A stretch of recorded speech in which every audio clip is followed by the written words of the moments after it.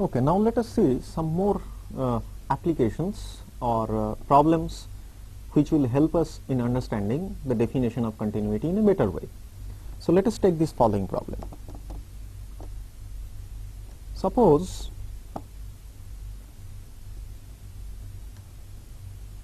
f is a function from R to R.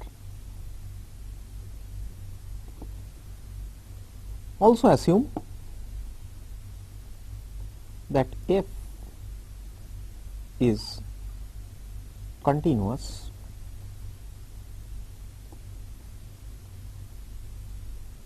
at all real number x. So this is the assumption of the function. It is continuous everywhere. Suppose fx is equal to 0 for all x in the set of rational numbers. Okay? Then question is, what is f? So the meaning of the question is, what is the value of the function at all points which are irrational? That is, what is fx if x belongs to R minus q? That is the question we are asking. So let us see how to solve this. See, there is something involved here about the rational numbers. What do we know about rational numbers in real line which is going to help us here? Well, rational numbers has the following property, that they are dense. Means what? It means you take any real number, call it x0, then there exists a sequence of rational numbers which converges to that real number. That is, we know that given any x0 in R, there exists a sequence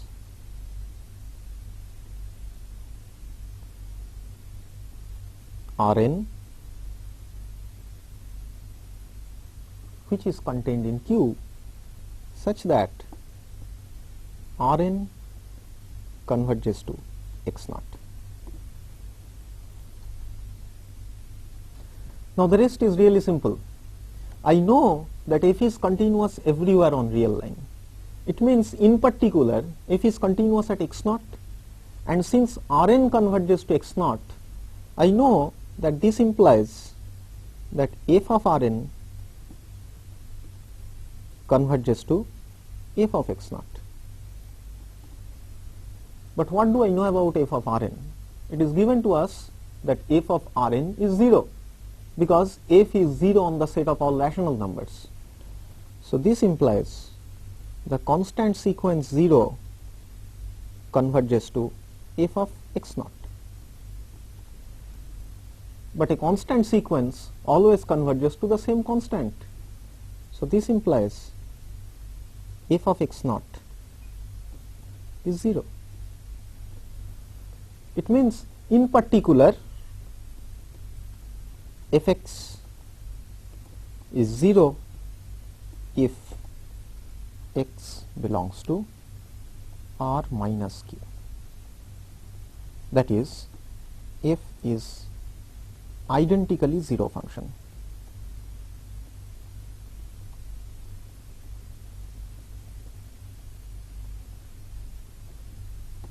Now before proceeding any further, let me first make some definitions.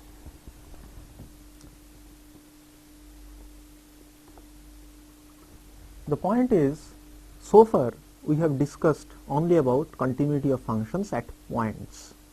Now I want to talk about continuity of functions on sets. So the definition you will see what I am going to make is a very natural one. So let f be a function from domain of f to R. F is called continuous on the set domain of f, which is certainly a subset of real line, if f is continuous at each and every point of the set domain f. Okay? If f is continuous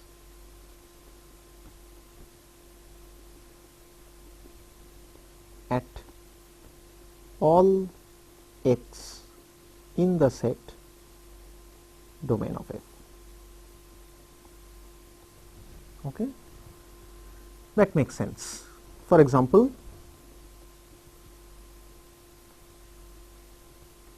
suppose I define the function f from 0, 1 to R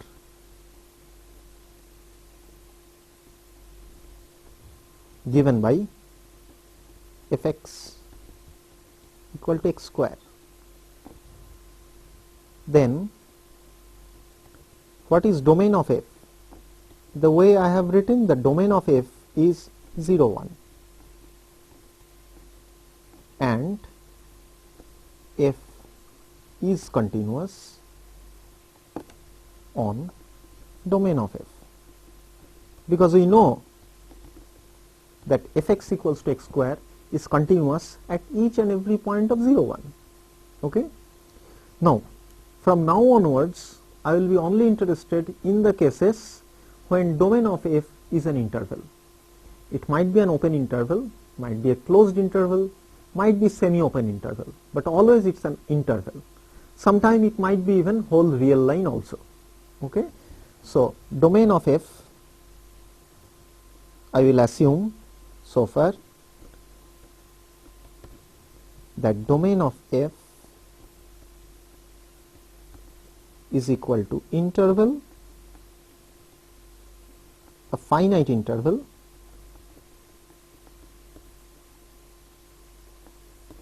or whole real line. And with all these assumptions, there are essentially two results on continuous functions which come quite handy and have far-reaching implications. The first one, which I am going to talk about now, deals with the case when domain of f is a finite closed interval. Okay? So, that is the first theorem I am going to talk about now. So, let f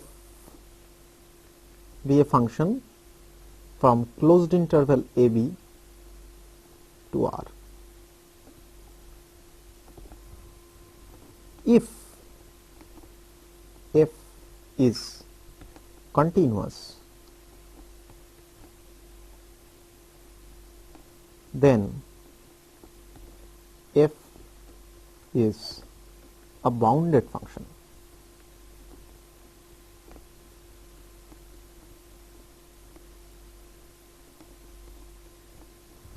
What does a bounded function mean? It means this, that if you look at the collection of all fx's as x vary over the closed interval, then those fx's, they also lie inside a closed interval. Okay? That is, f is called bounded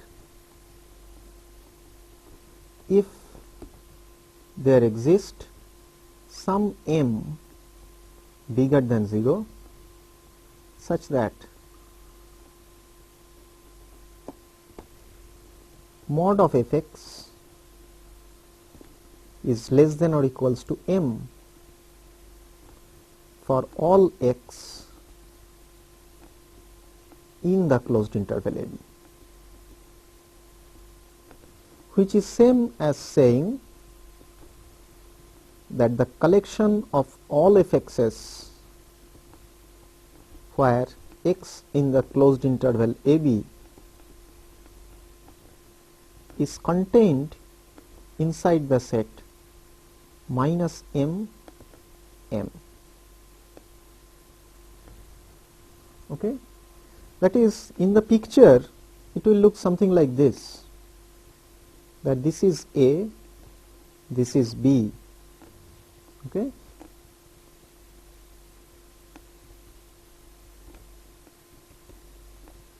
suppose this height is m and this height is also m, then the graph of the function won't cross this line. Okay, this is what a bounded function means. So, shall we see an example of an unbounded function? Well, if I look at this, say that domain of f is open interval 0, closed 1, and I define fx equal to 1 by x. Okay, then what happens is, if you draw the graph of the function, it will look something like this. This is 0, this is 1. Okay, the graph of the function looks like it goes on and on and on, you know, it never touches the y-axis. So this is certainly an unbounded function, because given any real number, I can actually find an x as small as I like, so that 1 by x is bigger than that real number. It follows really from the Archimedean property. Okay, so unbounded functions do exist, but the thrust of the theorem is that if f is continuous and the domain of f is a closed interval, then f has to be a bounded function.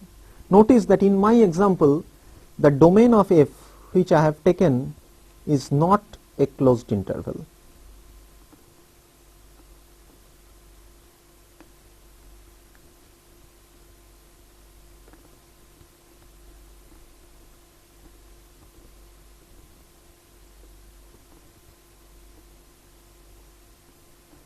Okay. Now that is just one part of the theorem. The second part says f assumes its bounds also. What does that mean? It means there exist x naught, y naught in AB such that f of x naught is less or equal to fx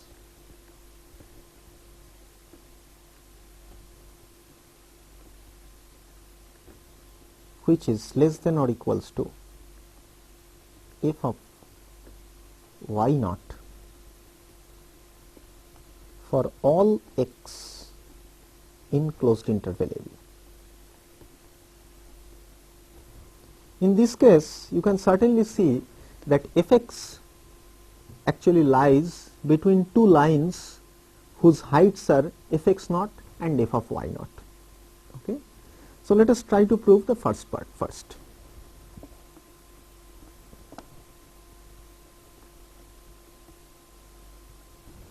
Well, the idea is to use the contrapositive argument. That is, you assume that fx is not bounded. Okay. So, if possible,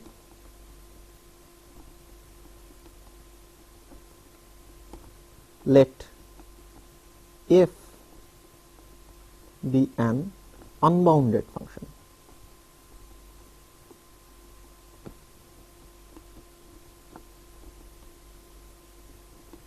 What does this mean? F is not bounded. Well, f bounded means there exists a number m, a real number m, such that mod of fx is less than or equals to m. It is not bounded, that is unbounded. It means what? It means whatever real number you take, there exists an x in closed interval AB such that mod of fx is bigger than or equals to that number, right?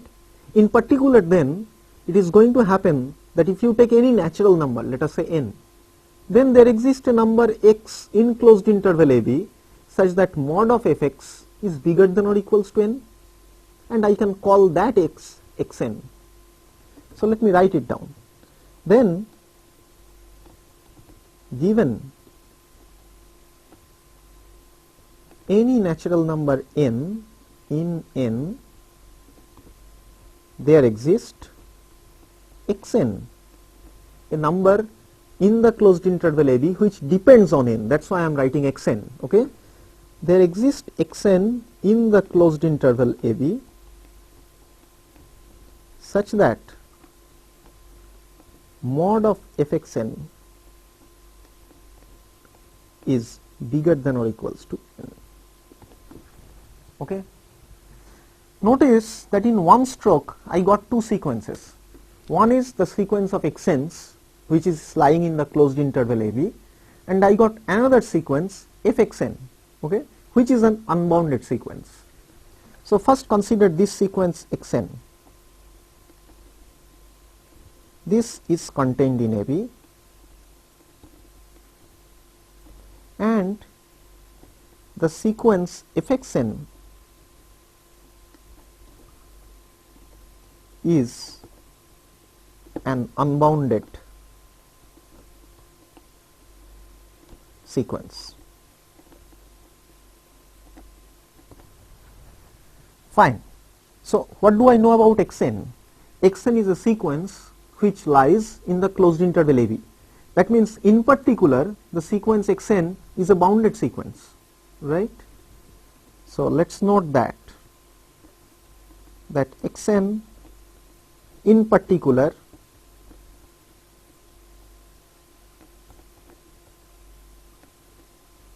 is a bounded sequence.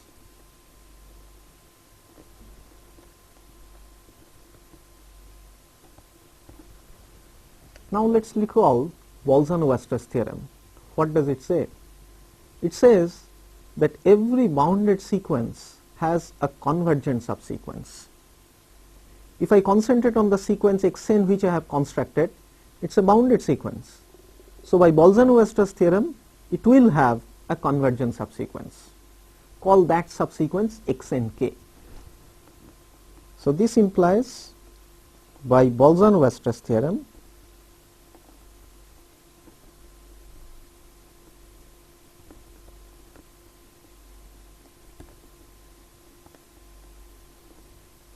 there exists a subsequence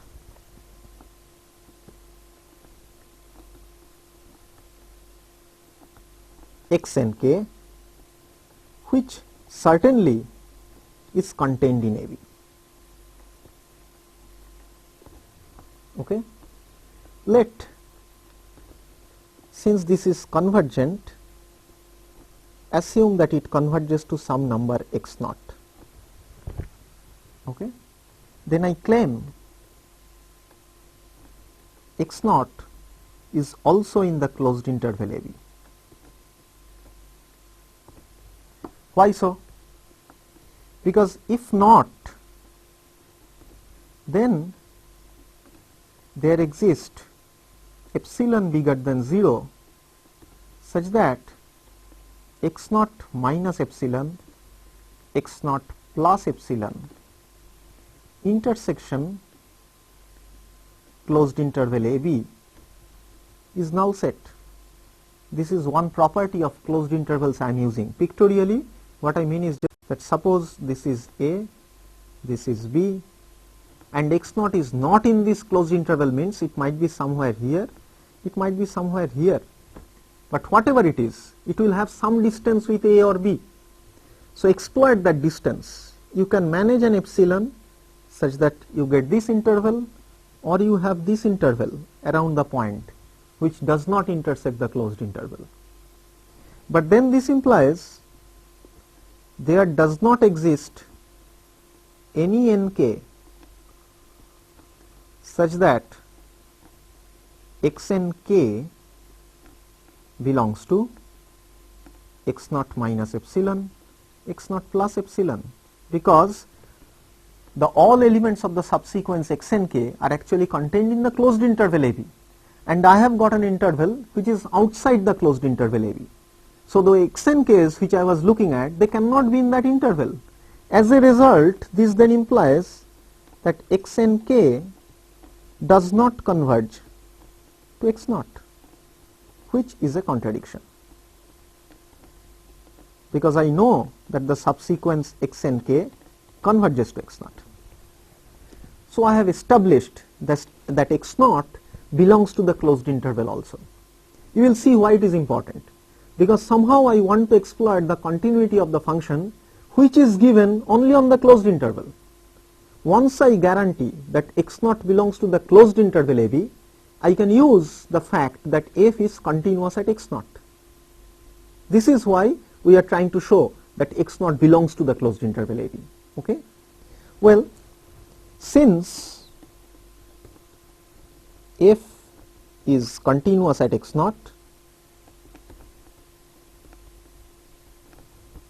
that I know because now x naught belongs to the closed interval. This implies by definition of continuity now that f of xnk, if I look at this subsequence, this converges to f of x naught. Correct? Because since xnk converges to x naught, f is continuous at x naught, f of xnk certainly should converge to f of x naught. But now we anyway know that every convergent sequence is a bounded sequence, and f of xnk is a sequence which is converging to fx naught, so it is a convergent sequence. So in particular it is a bounded sequence. So this implies the sequence f of xnk is a bounded sequence.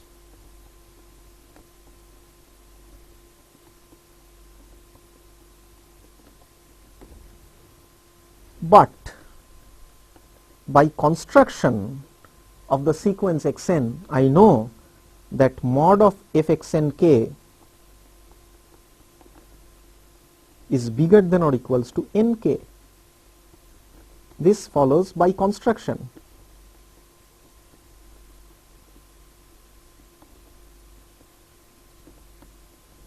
So on one hand, I have that the subsequence f of xnk which I have constructed is an unbounded sequence anyway. On the other hand, using continuity of the function, I get that the sequence f of xnk is a bounded sequence. Now a sequence cannot be bounded at the same time unbounded. So that is a contradiction. And why did this contradiction happen? This happened because I assumed that f is not bounded. So this is a contradiction. So we have a contradiction.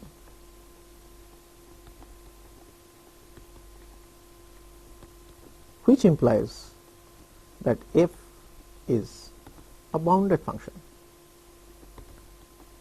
which is precisely what we wanted to prove. So what we have proved in the first part of the theorem, let us see again. We have proved that suppose f is a continuous function from closed interval AB to R, then f is bounded. That is, the set x which is equals to fy,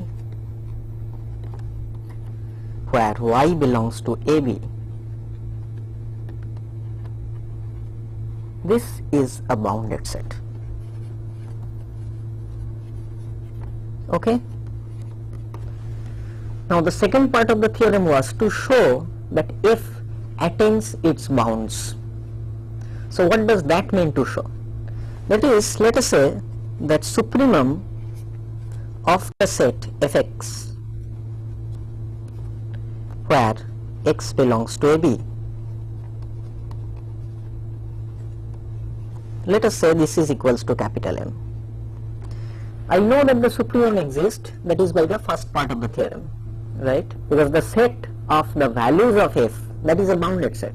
So it does have a supremum, call that supremum f. We want to prove that,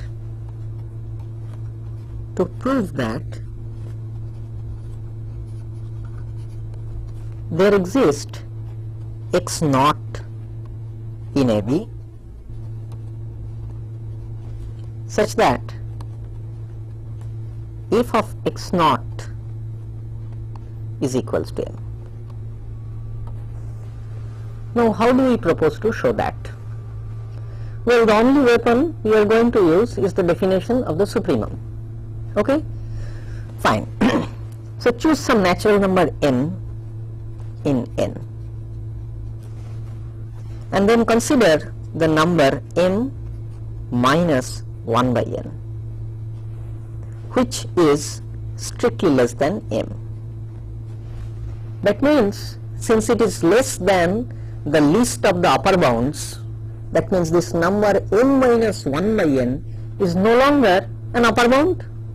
This implies there exists some xn in AB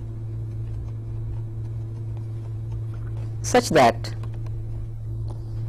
m minus 1 by n is strictly less than f of xn, which is less or equals to m. Okay, good. This in turn implies that mod of f of xn minus m is strictly less than 1 by n. So finally I have managed a sequence, because this is happening for every n. Now where do this sequence xn lie? I know that it is actually contained in the closed interval AB. That means it is a bounded sequence. This implies, by Bolzano-Weierstrass theorem, there exists a subsequence which I might call xnk now, which is convergent. That is, it converges to some x naught. And notice, since the whole sequence inside the closed interval AB, the limit of the sequence also has to be in the closed interval AB. It cannot go outside. This kind of a logic we have used before also. Now this implies, by continuity of f,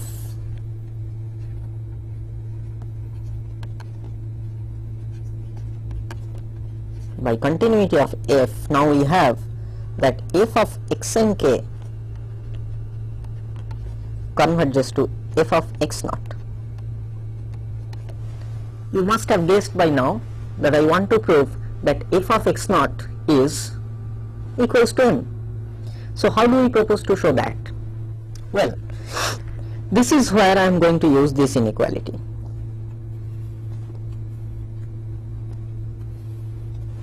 What does this inequality tells me?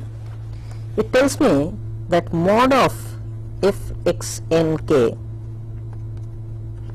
minus m is less than 1 by nk.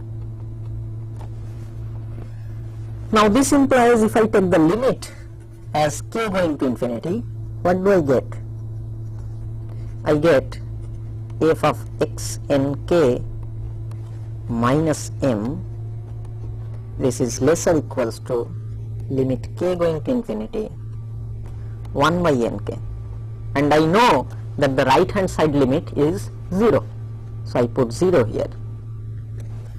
But now if I use the fact that modulus is a continuous function and f itself is a continuous function, it then implies that mod of limit k going to infinity f of xnk minus m, that is equal to 0. This certainly implies that limit k going to infinity f of xnk, which by continuity is f of limit k going to infinity xnk, which is equals to m, from this inequality. Okay, but then this implies, as this quantity is actually f of x naught, I have that f of x naught is equals to m. That means the upper bound has been achieved. Certainly that is not the end of the proof. The next step would be to look at, let us say, little m equals to infimum of fx with x in AB.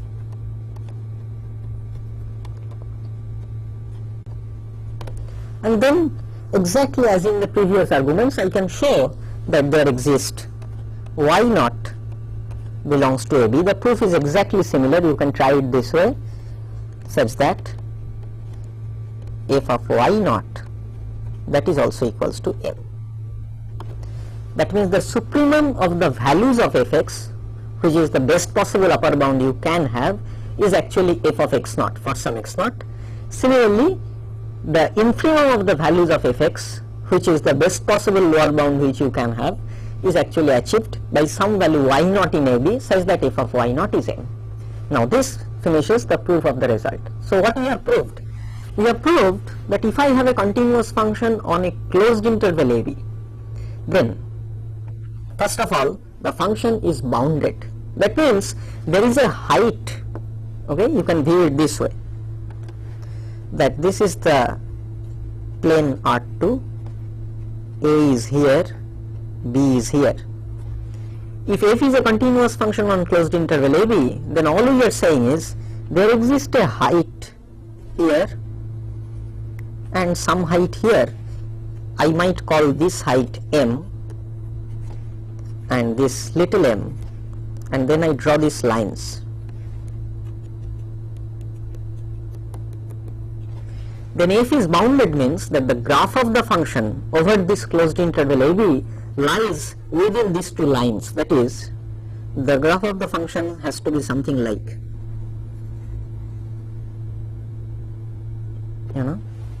it cannot cross these two lines which I have drawn. Okay, that is what boundedness of a function means, and it achieves the bounds here. Well, maybe I will put this height a bit up. It achieves the value m, not here. The corresponding value is x naught. Here it is x naught, this is y naught. Okay, that is what the theorem actually means. Now let us go to the next important property of continuous functions on intervals. This is called the intermediate value property. In short, we call it IVP.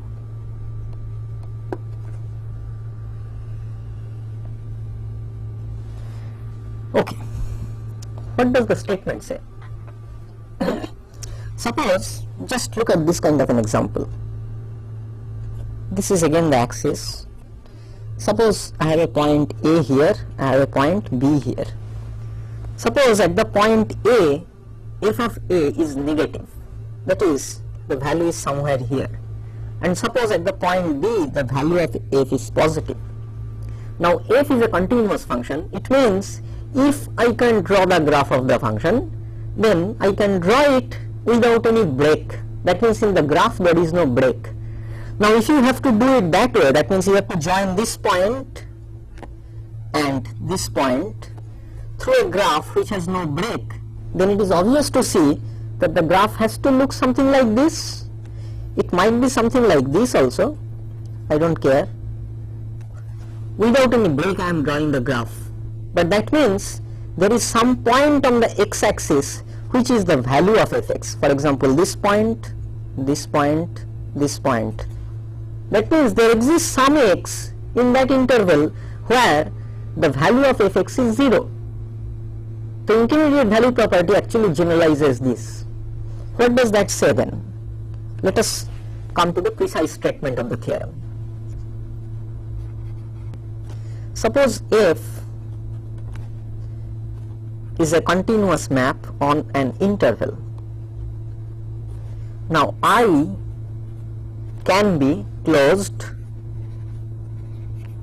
it can be open, semi-open, or semi-closed.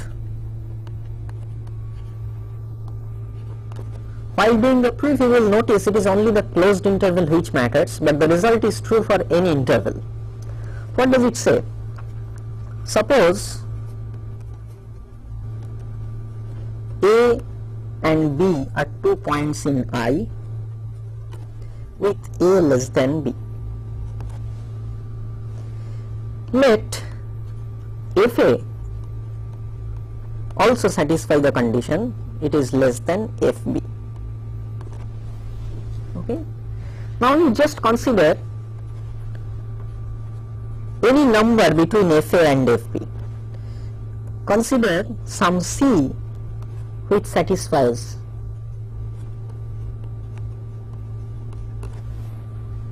then I want to say there exists some x naught which satisfies A less x naught less B such that f of x naught is equal to C. It just means that between two functional values, if you take any real number, that real number itself is a functional value. That is what intermediate value property says. Okay. Now to prove this, we will essentially do a special case, and we will see from that how does the usual proof follow. Okay. So let me assume first that I have a map F from closed interval AB to R. It satisfies two conditions, that FA is strictly less 0 and FB is strictly bigger than 0, and F is continuous, of course. Fine. The claim is, then this implies there exists x naught in AB such that f of x naught equal to 0. The thing to notice here is that if you look at FA and FB, FA is a negative number, FB is a positive number. So 0 is a number which lies between these two. And then what I am trying to show is that there exists a point x naught so that f of x naught is equal to 0. That is almost like intermediate value property, right? There is a value which is intermediate between FA and FB, then that value is actually a functional value. That's what we are planning to prove. Okay? So let us try to prove this first. How do I prove?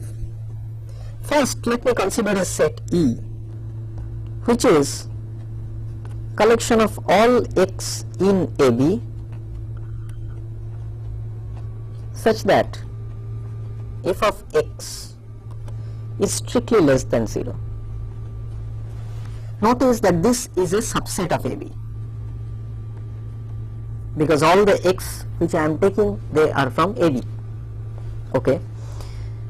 Now notice that this set is certainly non-empty because A belongs to E, because FA is given to be strictly less than 0. That means this set E which I have constructed is a non-empty set and it is bounded above. Means this set E must have a supremum in R. So this implies, call that supremum C.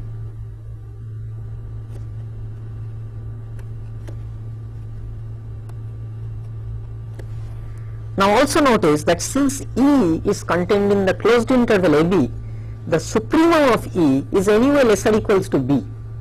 At the same time, it is also bigger than A because A belongs to E. This implies the C actually belongs to AB. I wish to show that f of C is actually 0. Okay. Now why is that so? Now since C is supremum, this implies there exists a sequence xn which is contained in AB and also xn converges to C, that we have observed before. Now this implies by continuity that f of xn converges to f of c.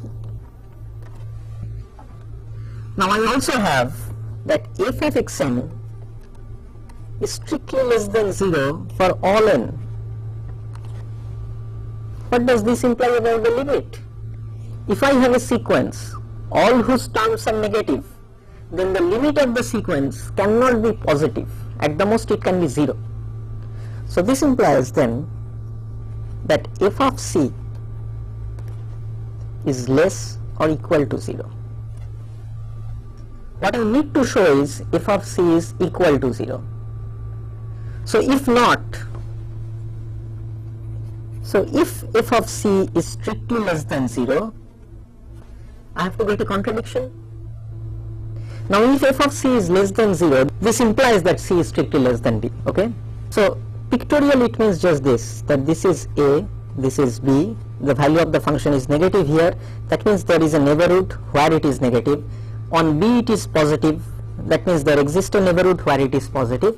So c is somewhere here maybe, okay, fine.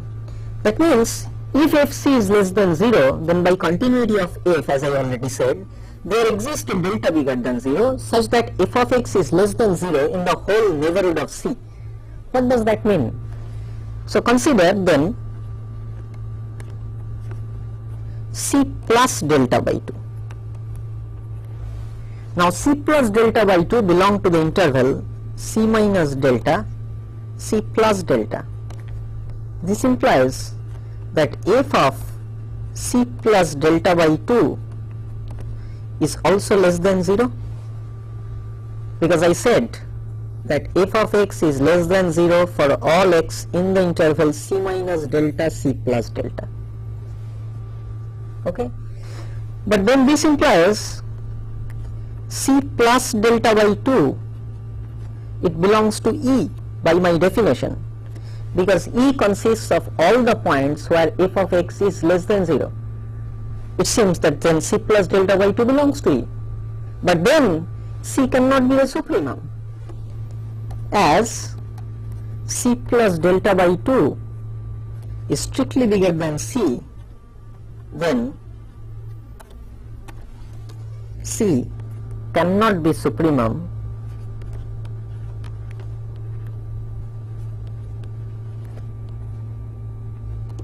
of E. But this is a contradiction,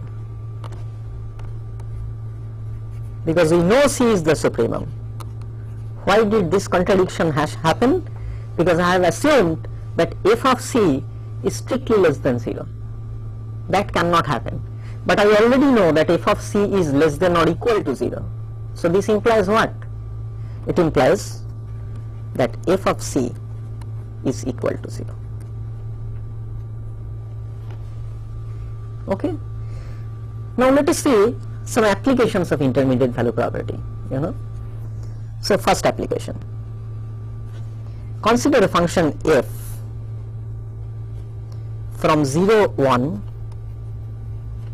to 0, 1, which is continuous. Okay. I want to prove that then there exists x naught in 0, 1 such that f of x naught is equal to x naught. Okay. Pictorially it means just this, that first consider 0, 1. This is 0, this is 1. You consider 0, 1 here. Look at the square. Now the graph of the function lies between this square. That is what this condition says.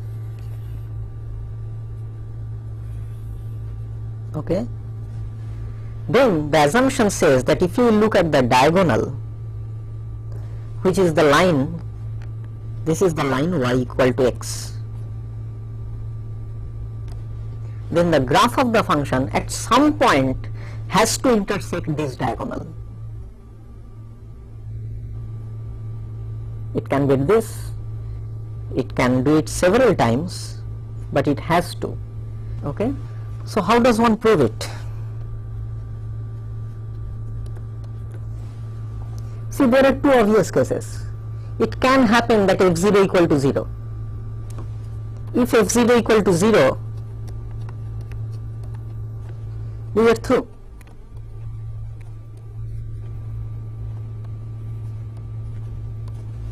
That means I can take 0 to be equal to x naught. If f1 equal to 1, again we are through.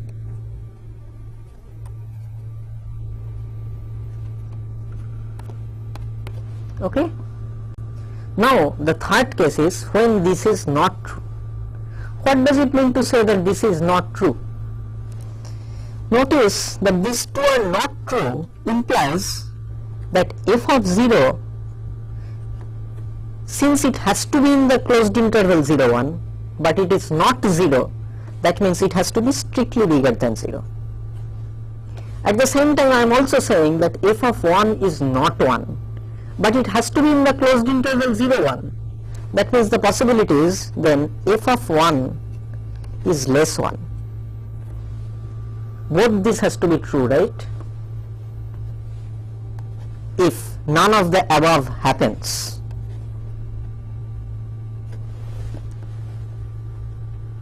Okay, so this is the assumption now I am working with, that f of 0 is strictly bigger than 0 and f of 1 is strictly less than 1.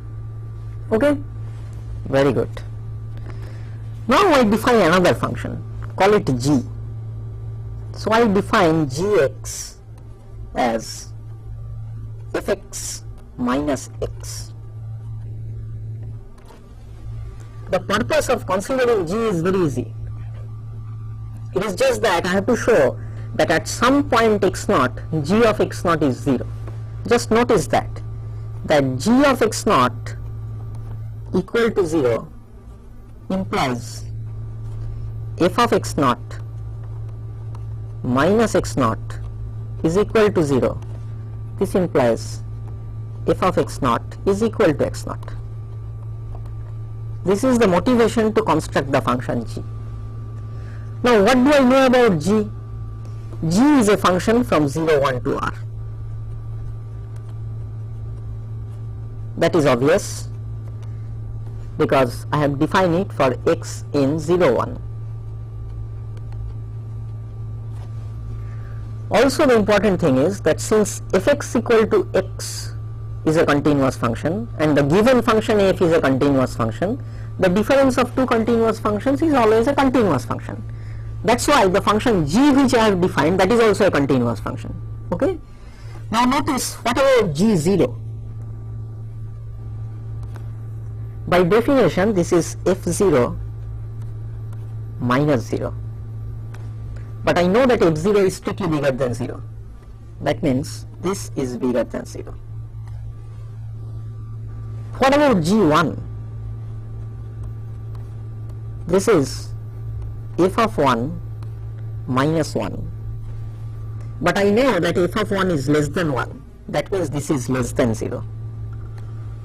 Now I am in the setup of the previous theorem. G is a continuous function defined on 0, 1. At 0 it is positive, at 1 it is negative. That means at some point g has to be 0 by the previous result. But this implies there exists x naught in 0, 1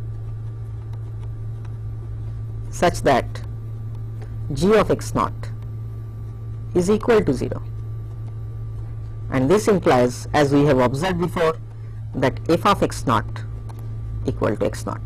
This is precisely what we wanted to prove. Now let us see some more important applications of this result. The first one is the following. Suppose I take a number x which is bigger than 0, and let us take a natural number m in n. I want to understand the meaning of x to the power 1 by m, called the mth root.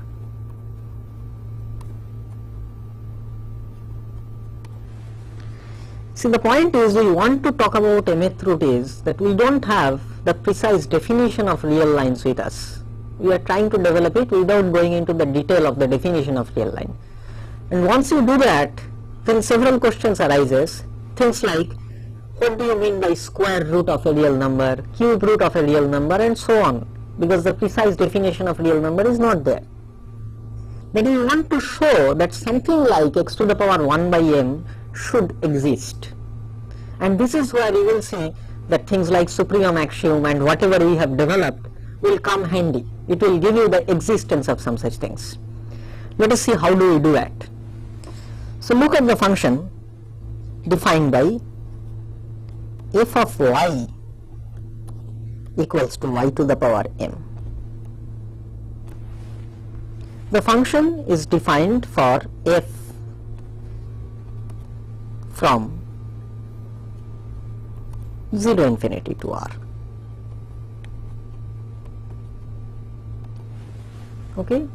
So what do I want to show? I want to show that given a real number x, I can talk about x to the power 1 by m. Okay. So if x to the power 1 by m equals to y, this would then imply that x equals to y to the power m. That motivates the definition of the function which I am looking at. Okay, good. Now concentrate on the function fy equals to y to the power m. Since this is a polynomial function, I know that f is continuous.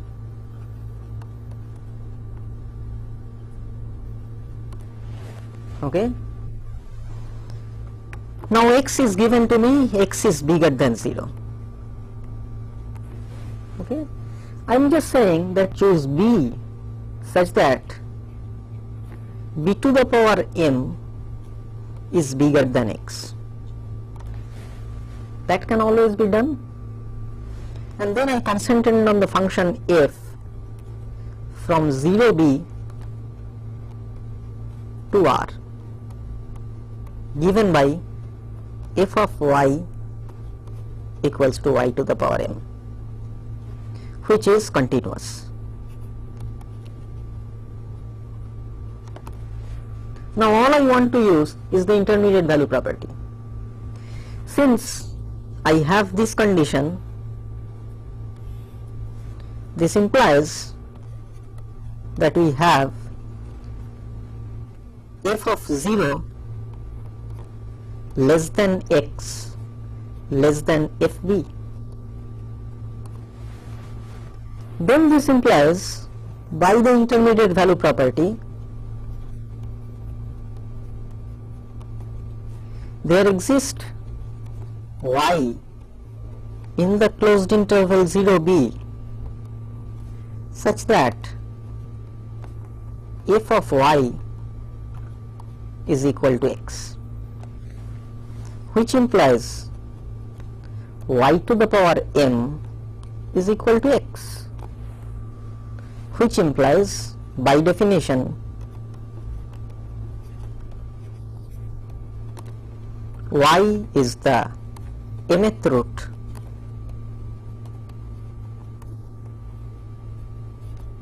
of x, and that is what we wanted to show. This y is actually called, this is the definition, y is called x to the power 1 by m.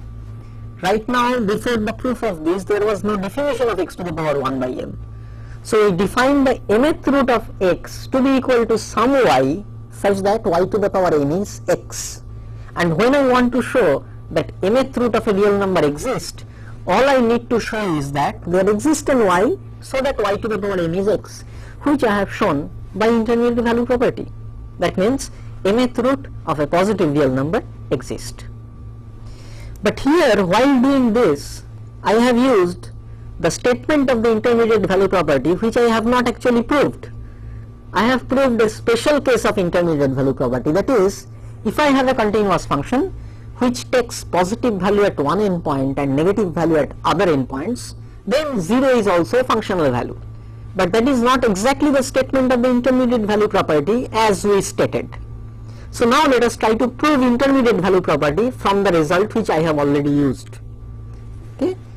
So now I come to the proof of IVP. So what does it say? That f is from AB to R and is continuous.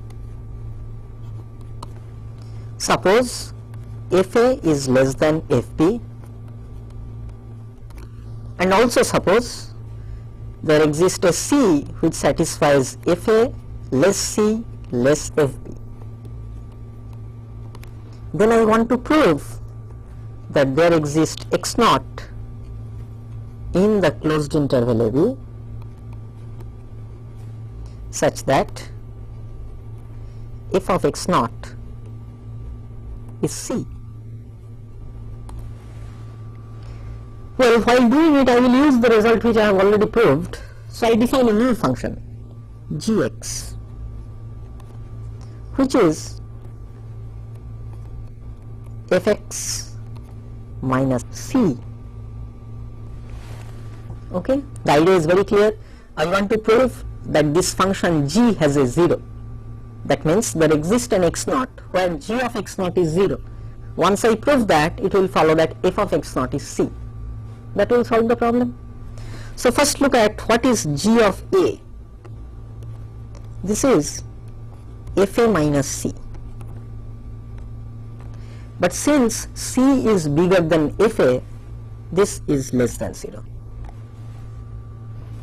Now if I look at g of b, that is f of b minus c. But since I have that fb is bigger than c, what I have is that this is bigger than 0.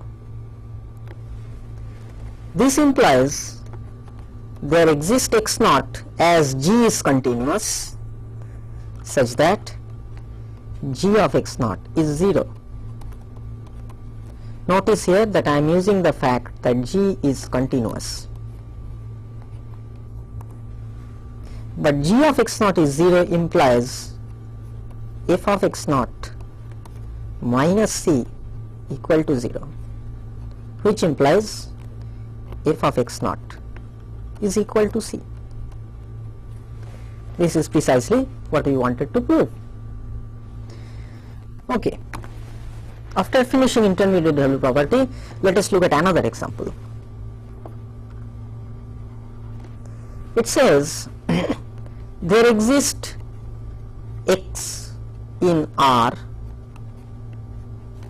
such that x equal to cos x. In fact, I can rephrase it by saying there exists x in 0 pi by 2